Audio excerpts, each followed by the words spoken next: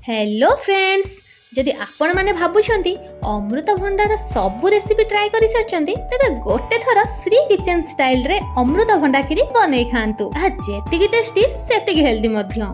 खीरी बनि जिवो मात्र 5 मिनिट रे। तो चलंतु स्टार्ट करिबा श्री किचन स्टाइल रे अमृतभंडा खीरी। फर्स्ट तो पपयाटी को भल भाबरे धोई नेबे। तापरे तार मुंडीटी को काटी क्षीर अंश सब बाहर जाए पानी रे भिजेकी रखिबे।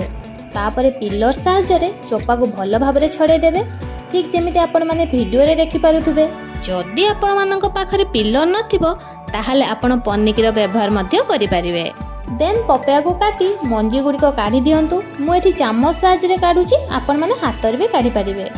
देखि पारुथुबे सबु मंजी गुडी को भल भाबरे बाहर कर देइची। देन ताकू छोट छोट पीस करी काटी नेबे।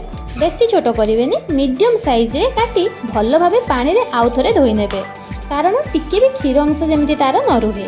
नेक्स्ट स्टेप रे आमे गैस को ऑन करी कुकर टी को बसई सेथिरे गोटे ग्लास पानी देबा। तापरे काटिकी रखिथिबा पपया पीस गुडी को सेथिरे पकेई देई हाई फ्लेम रे गोटे सिटी आ लो फ्लेम रे गोटे सिटी मारिबा जाय वेट करिबा। एबे कोन करिबा ना, प्रेशर कुकर रु पूरा गैस बाहरिबा जाए ताको साइड करी रखि देबे। आ सेतिकी समय मध्य रे मु एठी खीरी रो क्रंचीनेस बढ़ाइबा पई किछि ड्राई फ्रूट्स नेइछि। आपण माने देखि पारुथुबे मु एठी आलमंड, काजू, अल्प बादाम आ किछि किसमिस नेइछि। आपण पिस्ता मध्य ऐड करि परिबे। देन आमे करेई रे गोटे चामच घियो पकेई ड्राई फ्रूट्स गुडी को भल भाबरे भाजिबा। एसबू को सेते जाए भाजिबे जे पर्यंत ब्राउन कलर न आसीची। देखंतु मोर ऑलरेडी ब्राउन कलर आसी गलानी। तो एबे मु याको गोटे जगह रे काढी नेबी।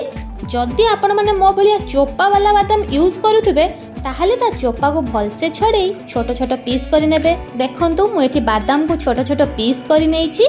सेही भली काजू, आलमंड को मध्य छोट छोट पीस करि देई गोटे जगह रे रखि दियंतु। तो चलतु देखा पपया गुड़िक ठीक से सीझी कि नहीं।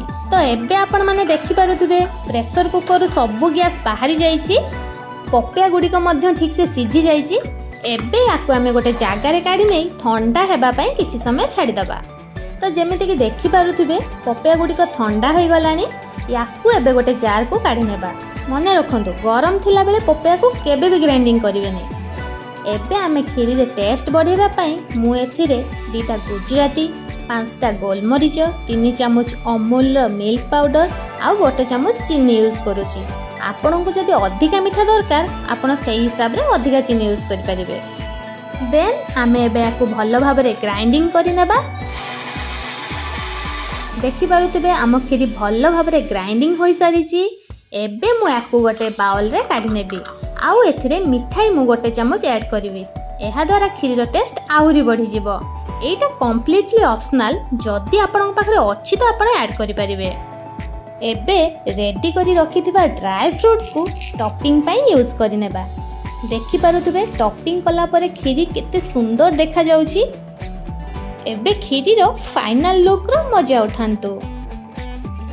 तो आपण माने किचन क्वीन कि अंजलि किचन लो खीरी रेसिपी तो देखिथिबे, बट मु आपन को गारंटी दउची आपन थरे बनै कि खांतु। न बनैबा चाहे आपन यार टेस्ट केबे भी इमेजिन कर परिबेनी। खाइबा परे केमिति लागिला कमेंट सेक्शन ले आपन को अनुभूति निश्चय शेयर करिवे।